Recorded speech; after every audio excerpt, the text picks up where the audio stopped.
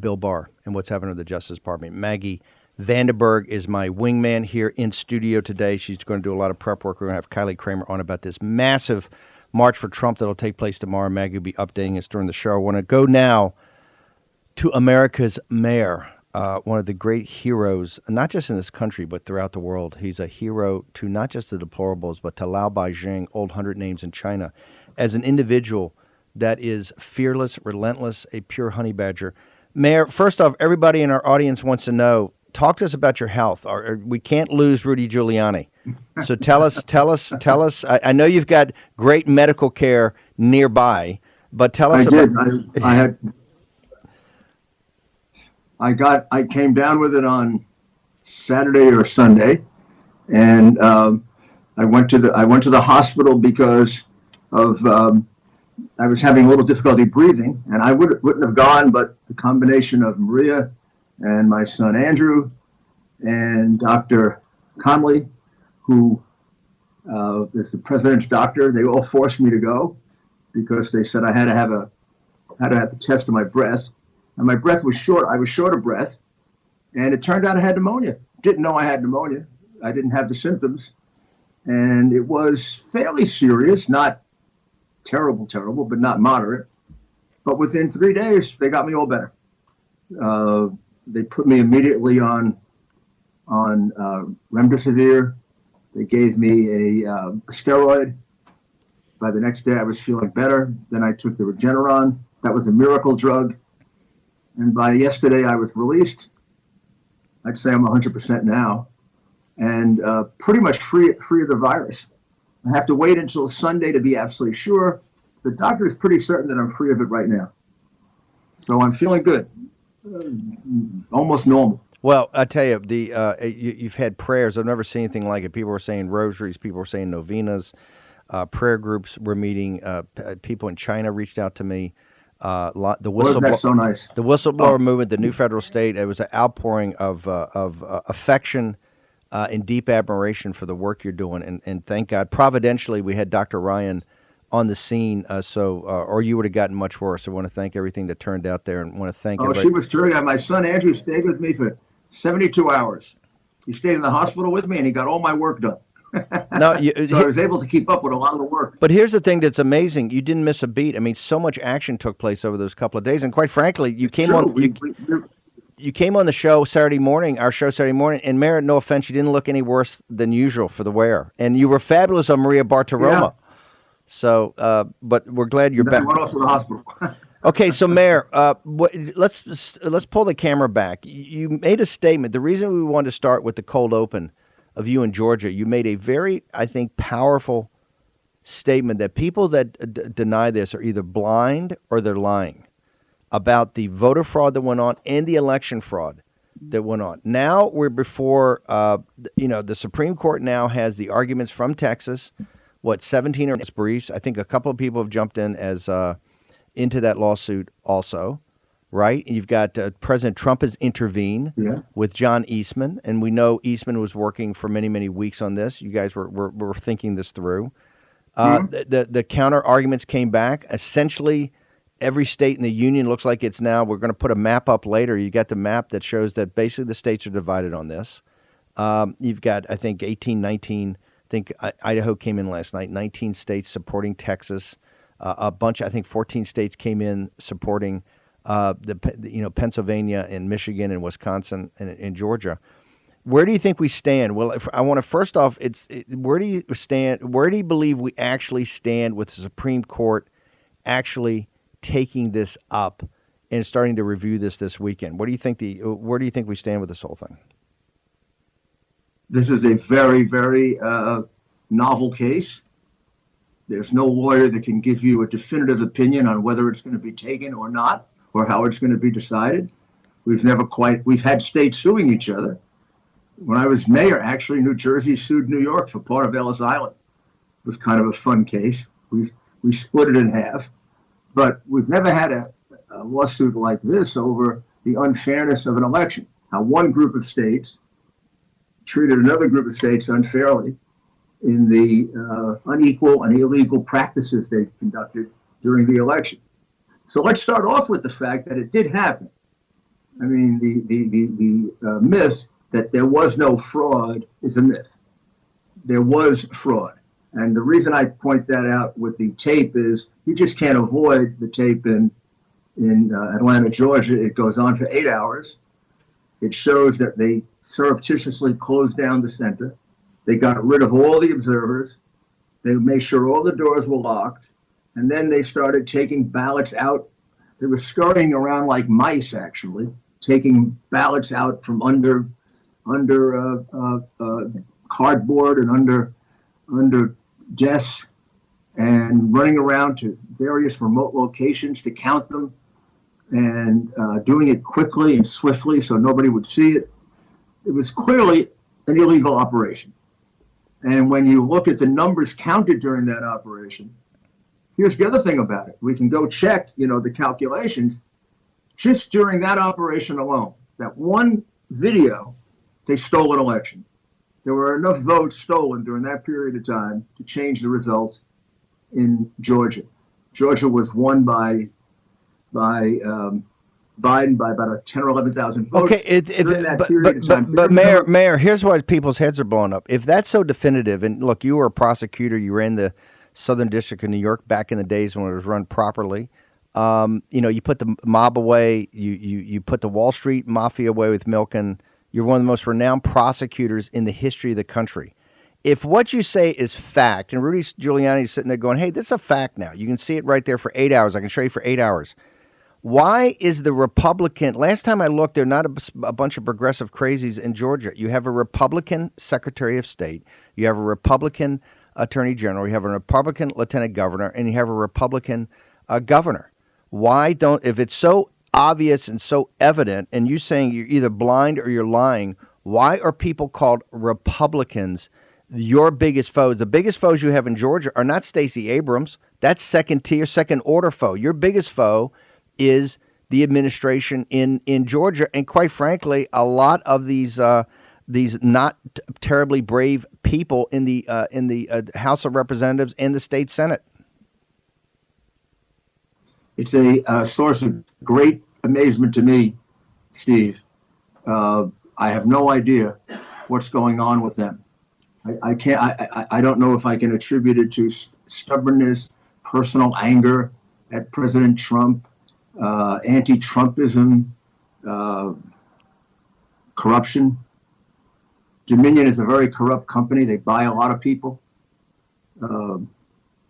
There's so many possibilities. There's no good reason for it, Steve. No good reason for it. Do you think part of it's because of this consent decree that they never thought would come public, and now that it's exposed and everything that you guys are showing on at least the mail-in at the signatures exposes them, is because they've never stepped forward and actually explained the consent decree. This isn't something that you guys have gone in great depth on, but they've never wanted to talk about it. Is it because of that? No, I think the consent decree is also part of whatever problem they have. I don't think if they were straight-thinking, normal Republicans, they would have entered the consent decree. I think the consent decree was a sellout to the Democrats.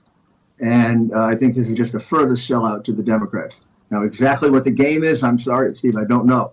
But, it baffles me like it baffles me how they covered up the Hunter Biden thing all during the election, and now all of a sudden it's coming out.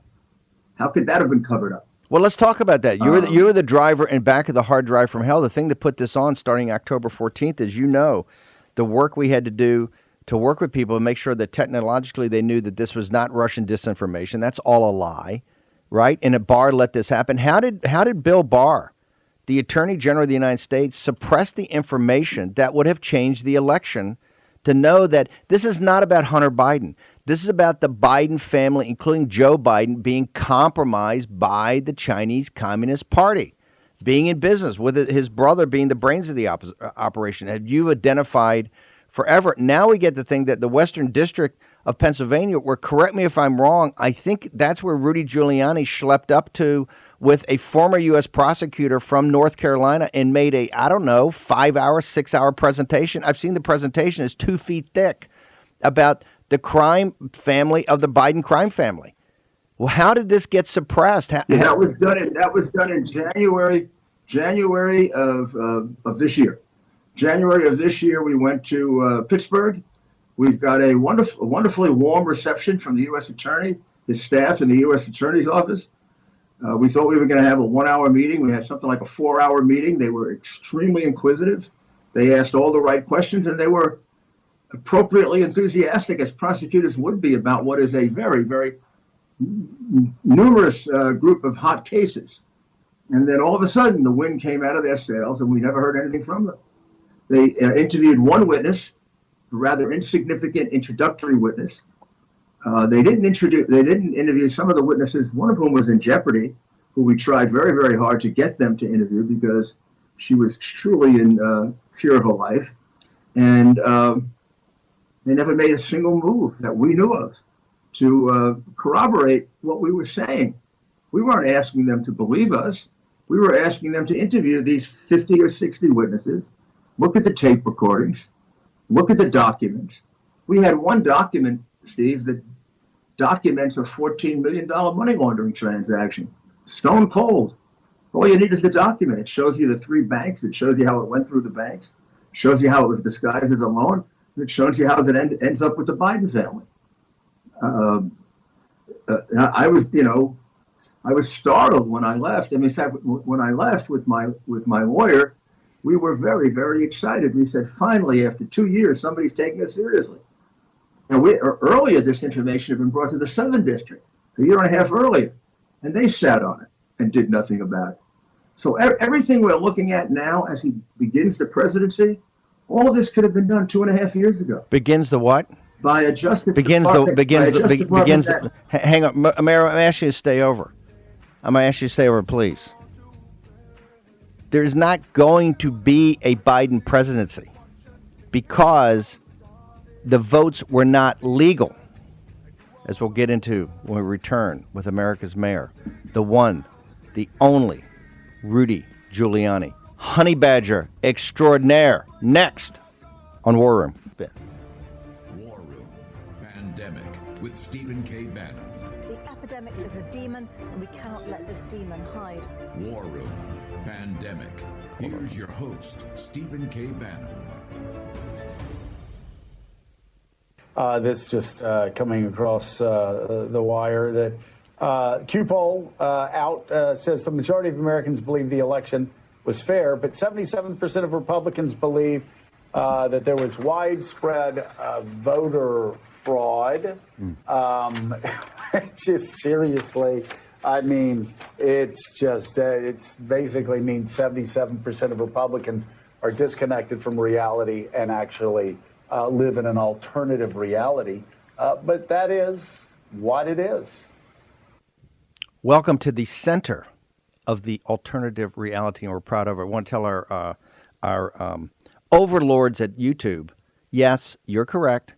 Technically, on the safe harbor on the 8th, the official line of every state except for Wisconsin, I believe. I think Wisconsin is the thing that they basically at the safe harbor approved the outcome of those elections, including in Georgia and in Arizona and in Pennsylvania and in Michigan, which had Republican legislature. So technically correct. I also want to inform YouTube that the officials during the Vietnam War said we were winning for all those years. In Afghanistan, they said we were winning for all those years. Please check the Washington Post Afghanistan report. Please check the Pentagon Papers. Please look at the Warren Commission. The Warren Commission's a tissue of lies. We know that now, right? But that's the official line. So I want YouTube, I want on all your Warren Commission stuff, everything about Vietnam, everything about Afghanistan, all the globalist stuff, please same things you put up with us. And I got no problem saying that officially you're technically correct. And that's what we're here to combat. Officially, they're lies and misrepresentations and just mistakes. A lot of stuff in Vietnam and Afghanistan wasn't bad. It was mistakes. There were 7 different commissions on Pearl Harbor. And if you go back and look at those, 5 of those commissions were outright misrepresentations and misdirection plays. Okay? There was a disastrous, on the financial crisis of 2008, another disaster. It was a tissue of lies, the official report of the financial crisis. And this is why no bankers went to jail, right? The guys at Lehman Brothers and Bear Stearns aren't in prison, right? The 9/11 Commission, one of the greatest American heroes of modern age, Rudy Giuliani, my guest Why is he called America's mayor? Why did he become a world figure? Because of 9/11. And look at the 9/11 Commission report. I don't have to talk to you about, 21 pages that are blank. Why?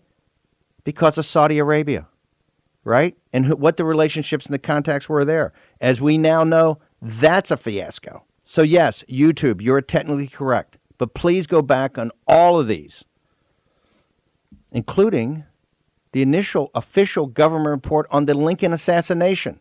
We can go through it chapter and verse. And no, I'm not a conspiracy theorist at all. I don't believe in conspiracy theories. There are no conspiracies, but there are also no coincidences. Okay? I want to bring in now America's mayor. Mayor, this is what I don't understand. You're a guy that dedicated much of your life to the Justice Department, to the rule of law and the enforcement of law and the defense of the law. Bill Barr knew this information. People, and by the way, if it was about Donald J. Trump, it'd have been leaked in a New York second. It'd been Don Jr. or Eric Trump or Ivanka or any of his family. It'd have been a blaring, 7-point headline in the New York Times, followed up by literally weeks and weeks and weeks on Rachel Maddow. But here, if you read the Wall Street Journal and now you read the following the Washington Post, they consciously made a decision because of an election to suppress this information. And this is not about Hunter Biden's tax returns. This is about being compromised by the Chinese Communist Party. Mayor Giuliani, you've seen the hard drive from hell. People come for the porn, but they stay for the compromise, right? You've seen the hard drive from hell. You've seen how this family's compromised, and you said it. You're the first guy that said it a long time ago. This is a crime syndicate family. And Rudy Giuliani knows something about crime syndicates. He put the 5 families of the mafia away. He broke the mafia in New York City that had never been broken. Rudy Giuliani did that using RICO. He broke the mafia that ran Wall Street under Mike Milken and Ivan Boesky, right?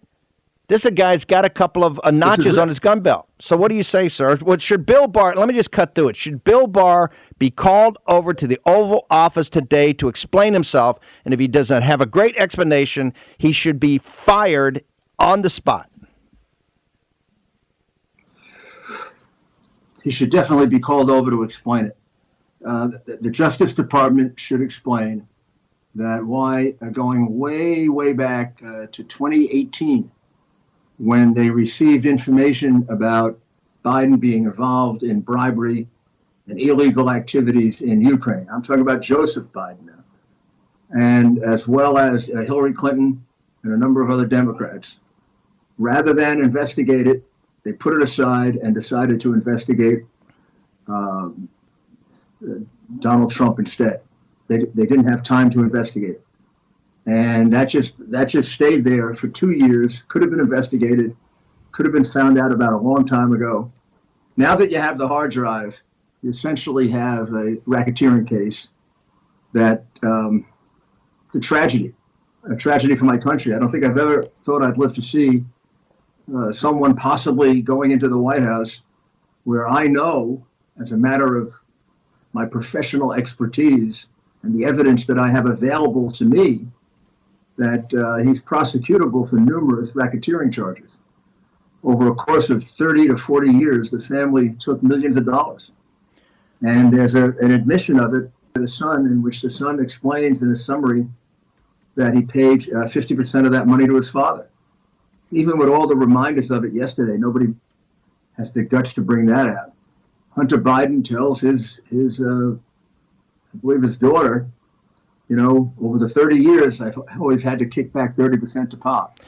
Mayor, should Bill Barr, either if he doesn't do it, should be directed to, do we need a special prosecutor immediately on this Biden family situation? Yes. This is not Hunter. This is about James Biden. It's about Joe Biden. Yeah, we have, this will probably get me in a whole load of more trouble, but we have someone, attempting to get into the White House who is a career criminal. He spent his life committing crime.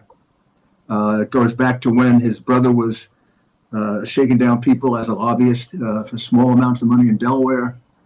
Has to do with his brother's house deals, the amount of money his brother made in Iraq illegally, the amount of money that he and his son made in Ukraine. I say he and his son. lot of that money went to him.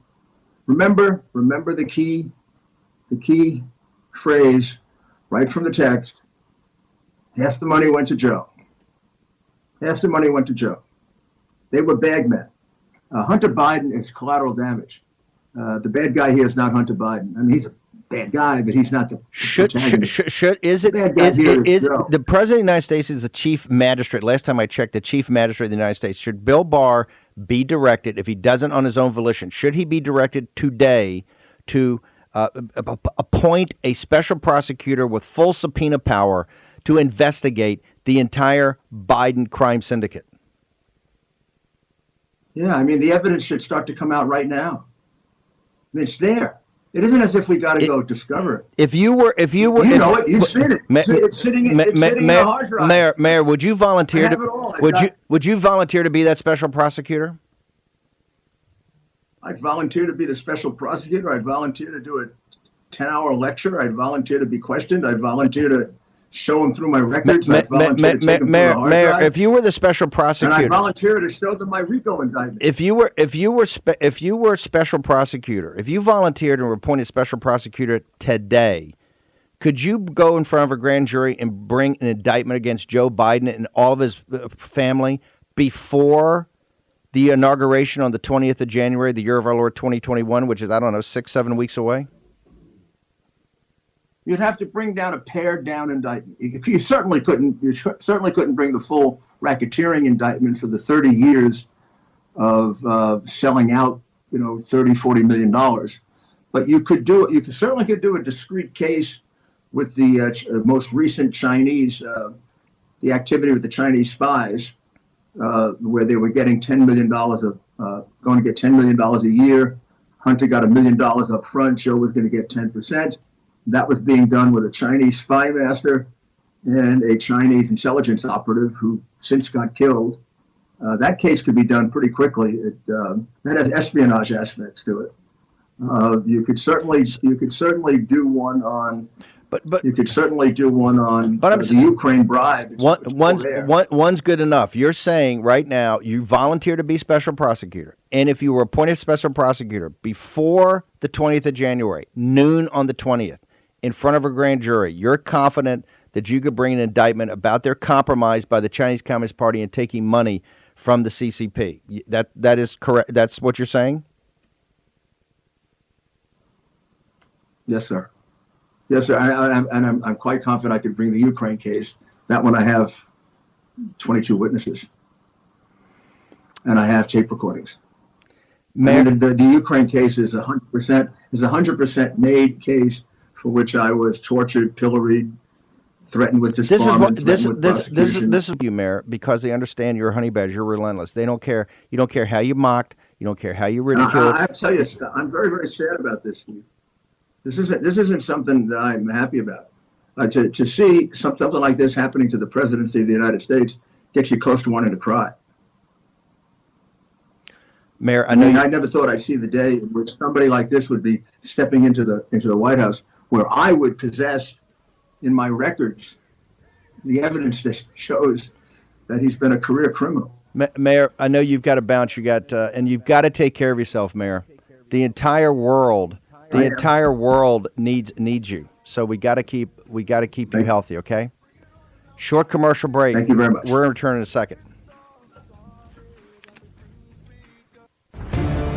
War Room Pandemic with Stephen K. Bannon. The epidemic is a demon, and we cannot let this demon hide. War Room Pandemic. Here's your host, Stephen K. Bannon.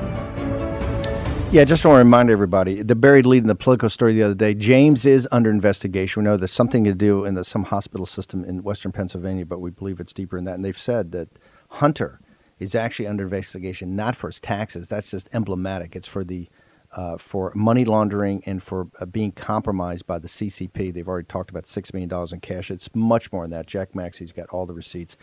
The deals they were striking is hundreds of millions of dollars, fully financed by these illegitimate companies that are now all in bankruptcy and receivership in China, run by Chinese intelligence assets. And Hunter Biden knows that. There's an audio clip that Jack Maxey put up that he brags about, or I shouldn't say brags about, he identifies the fact that Patrick Ho, the guy that's his handler, is the senior spy in the CCP.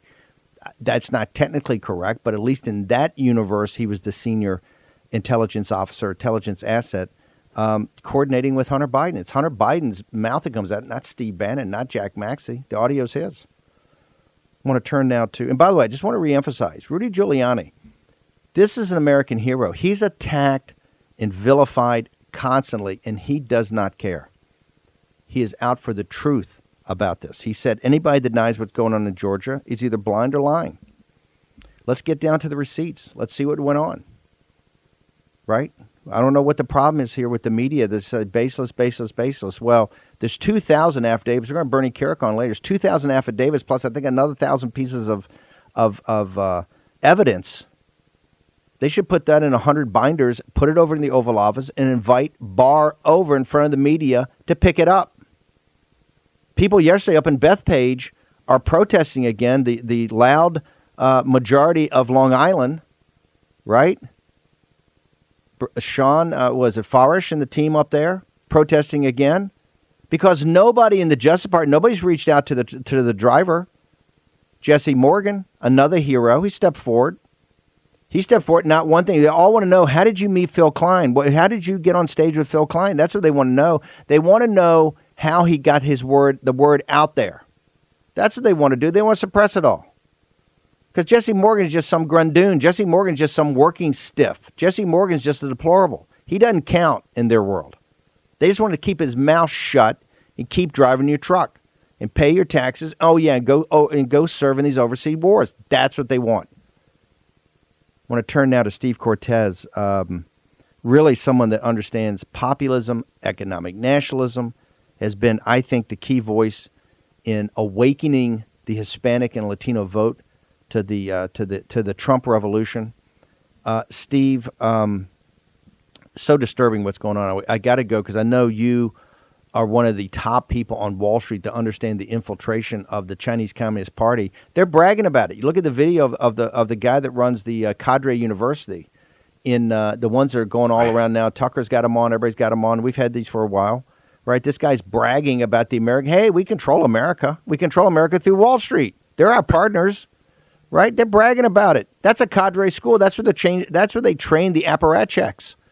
That's not some arts academy. Steve, you're exactly right. Yeah, go ahead, sir. You're exactly right. Chinese state media, which operates here in the United States, is not exactly hiding their thrill at the idea of a Biden presidency. And regarding our media, by the way, which is trying to act effectively as state media for what they assume will be a Biden presidency, they're really our media for most of the president's first term, their favorite word was collusion, as they constantly pushed this farce, this fantasy that there was cooperation and conspiracy between Donald Trump and the Russians. Of course, that never occurred as verified by the Mueller report, but there is now actual collusion, actual election interference that has been occurring just in recent weeks in our own country. And who are the forces that are colluding? Well, it's the corporate media that chose willfully to ignore the biggest story by far of the entire campaign, the Chinese Communist Party buying the Biden cartel for millions of dollars, Joe Biden as the, quote, big guy, using his family, using his son as a bagman to sell out our country to the most dangerous adversary of the United States, the Beijing regime. But it wasn't just media alone, Steve. I think this is important. There are really three groups of people. One is corporate media. The second is big tech.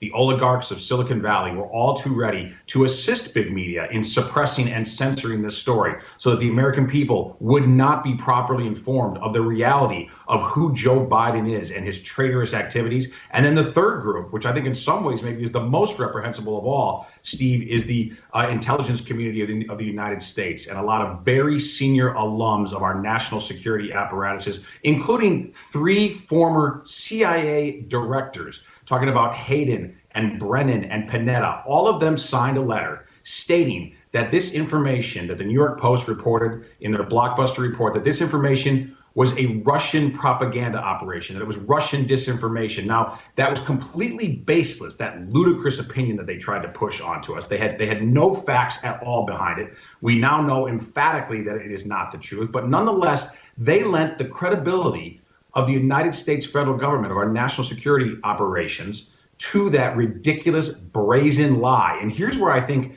Bill Barr is so blameworthy right now, is so guilty. The fact is, Bill Barr knew that. He knew that 3 former CIA officials were going on the record stating a lie that this was Russian disinformation at the same time that Bill Barr knew his own DOJ was investigating this very correct and real and dangerous criminal conduct by the Biden cartel. Bill Barr, in my view, Steve, he had an obligation to the American people to come forward and say, these former CIA chiefs are dead wrong. They are lying to you. We have an open investigation. This is a national security risk for the United States of America. Why do you believe that Barr did not come forward? I have no idea, but there's no good explanation. That I will tell you. And again, when you have this level of collusion, it's no wonder that so many Americans are losing their trust in the institutions of our country. Now, look, the media's credibility was already largely shot, but now you also have big business, primarily big tech, and on top of that, the national security apparatuses of the United States. When you have that kind of a breakdown, and when you have that kind of actual collusion, not a made-up fantasy, actual collusion to suppress the most important story of the presidential campaign, the fact that Bill Barr would not feel honor bound to come public with what he then knew is mystifying to me. I think, to your point earlier, the president needs to call him in, and in all likelihood, he needs to be fired. Because here's the reality. The United States is potentially weeks away from this man, this traitor, Joe Biden, who sold out our country for millions of dollars to the 2 most dangerous enemies of America, Russia and China. This man could potentially be taking the oath of office on January 20th. Now, you and I and all the deplorables out there, we're doing everything we can to stop that from happening because we know that we won the legal vote. But here's the point, Steve. We would have won the legal vote by even more if this story had been fully investigated, had been fully retold effectively to the American people, because all of these facts were known in October. These facts were known, and you and your team, you did incredible work with the laptop from hell, the hard drive from hell, to get these facts out there in the public. We got corroboration from very credible patriots like Tony Bobulinski. This information was known, and it was buried. And this is an absolute crime, what has happened to the American people. And a lot of people out there who have busy lives, who are not politically astute, they simply did not know about this story. Media Research Center did polling. 45% of Biden voters were unaware of this entire China-Biden scandal. Had they been aware, you can surely bet that a certain percentage, enough to move the needle in some of these razor-thin states, that some of these voters would not have voted for Joe Biden because they couldn't possibly trust him to be our commander-in-chief when he's compromised by the Chinese regime. Steve, one of the things I've always admired about you is not just your understanding of capital markets and finance and how you tie it back to and make it accessible and explain it to the American people, but your level-headedness and, you don't run around with your hair on fire. Has the country, in your opinion, ever been in a crisis like it is now constitutionally, economically, capital markets-wise, but Right. even more about the soul and fabric of our government and its interrelationship, its relationship with the American people, with the consent of the governed, and with our enemies? Have we ever had a crisis like this? Right. I don't think so. I mean, look, certainly not in our lifetime. And in terms of the internal situation, there weren't the external threats. In terms of the internal situation, I don't think our country's been in this situation since the Civil War, really, quite frankly, in terms of just a disagreement over fundamental principles. And as I said then, we didn't have an external threat. When we now add to that the external threat and the degree to which the Chinese Communist Party has infiltrated the United States, it's amazing and scary when you think about it. If you harken back to the Cold War, it would have been impossible in the 60s or 70s or 80s. It would have been impossible to fathom that the Soviet Union could have infiltrated American society to anywhere near the degree that the CCP has now successfully integrated itself within the power structures of the United States. And the worst example by far is Beijing Biden, is the fact that we have potentially a commander-in-chief who is compromised by the CCP. But that's hardly the only example, because we know that big business CEOs are doing the business of the CCP. We know university presidents are doing their bidding. We know that influential figures in sports and culture, the NBA, for example, more than happy to be bought off by the Chinese Communist Party. None of this would have been even thinkable regarding the Soviet Union when the country had largely largely unanimity in in recognizing and facing down our enemy. We need that same kind of resolve now. Donald Trump is trying to provide it, and I think it's one of the reasons, by the way, that these reprehensible forces, big media, big tech, and a lot of these intelligence community alums are working so hard and are, yes, colluding and actually conspiring to prevent him from claiming his legal victory and being sworn in again for a second term on January 20th. We got about 2 minutes. What do you think the path out of here is? If you had to make a recommendation, and what is the path for the American people to cut through this and to get to the sunlit uplands on the other side of this? Sure. Well, for the president's part, it is my hope that he is going to call in Bill Barr and at the least demand public explanations, if not fire him. That's, of course, his decision to make, not mine, but that is my public recommendation. Regarding the election, look, I am confident that the suit brought by Texas that is now joined by over a third of the states in the United States is a serious constitutional case. And I've always believed this, and I think you have too, that the fraud is important. It absolutely needs to be investigated. But to some degree, that's icing on the cake. The constitutional case is enough to say that the votes are so tainted in those 4 states that they are not valid and that they cannot be certified. And the Constitution, thankfully, our founders very presciently laid out a process for exactly this kind of scenario. And we can have and should have, I think, a contingent election that would likely result in Donald Trump being reelected president of the United States. So that's part of the way forward. And then also, Steve, I think we deplorables, we have to keep the pressure up, particularly in our states, because we know that in the United States, we effectively have 50 elections, not really one. And we've got to keep the pressure up in our states to make sure that Republicans know that whatever happens on January 20th, whoever the president is, that this movement is not going backwards. We are not retreating to a 2014, 2015 Republican Party of Mitt Romney and Paul Ryan. And no, we will demand an America First agenda. We will demand accountability in elections, and we will never let an election like this one happen in this great republic. Steve, how do people follow you during the day? What's your social media contacts in the show? You bet. At Cortes Steve, Cortes with an S on Twitter. Over at Parler, my name's in the correct order, Steve Cortes. And then my radio show, 5 to 7 p.m. every day, Central Time in Chicago, AM 560. You can stream it anywhere. You get the Chalk Talks. If you go to his Twitter feed, you'll get the Chalk Talks. It's incredible. Steve Cortes, thank you very much for taking time away from your day to join us. Thank you. Cortes, one of the heaviest thinkers out there. A man of consequence. War Room Pandemic with Stephen K. Bannon. The epidemic is a demon, and we cannot let this demon hide. War Room Pandemic. Here's your host, Stephen K. Bannon. Okay, welcome back to the War Room. We've got so much to slam in. By the way, also the hearing in Wisconsin's about to start. We know that we're going to try to get Phil Klein on. He may be part of that hearing, listening in. All over the country are fighting this. The reason this is such a big weekend, we got the Supreme Court, but we also have another outpouring of support for President Trump tomorrow. There's a lot going on. We're 10 to noon live tomorrow. We're going to bring you everything. We're at 5 o'clock tonight. Real America's Voice is going to be all over this. They do such an amazing job on this. Maggie, what's going on tomorrow? Tomorrow in D.C., we've got another massive Trump march. If people can learn more at trumpmarch.com. This is going to be very similar to the giant turnout that we had a few weeks ago here in D.C., where close to 1 million people came out, joined in this event, and just marched for Trump. So I'm going to be there. Almost 1 million people. Almost 1 million people. Yeah. And I'm going to be there tomorrow doing interviews again. If people want to get pumped up, they should check out that video that I did. I think it was my best video I've ever done. Do you have it up on your Instagram? Where do you got it? It's on my YouTube at Fog City Midge. Check it out. If you guys want to be pumped, it is such a great event. Beautiful displays of patriotism. So I want to see you all down there. I'm going to be there myself tomorrow at noon at Freedom Plaza in D.C. Bring your flags. Bring your signs. We're going to stop the steal.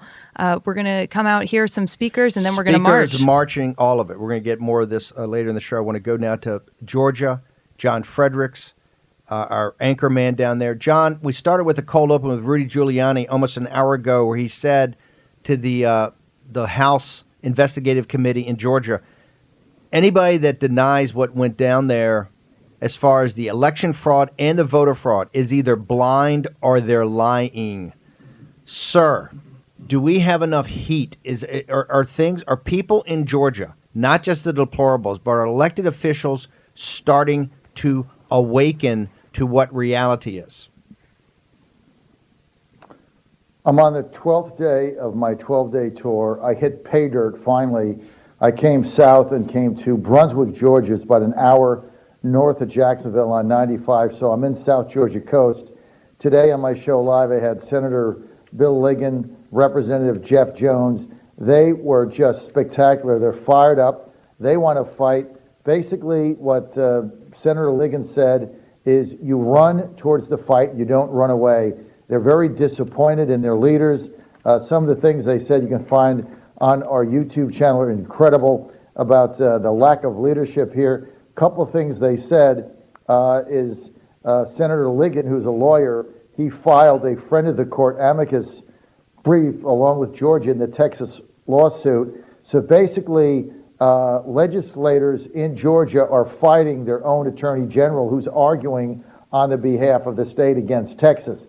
They got 15 state senators to sign it out of 34 Republicans in the House. They got 30 to sign on out of 106. Not big numbers, but it's something. We had Buddy Carter on, a congressman from South Georgia. He was one of the 103 Republicans who signed the Texas brief, and he said the Supreme Court is going to have to deal with this and hear it when you got 18 states and 103 Congress persons that have signed on to this.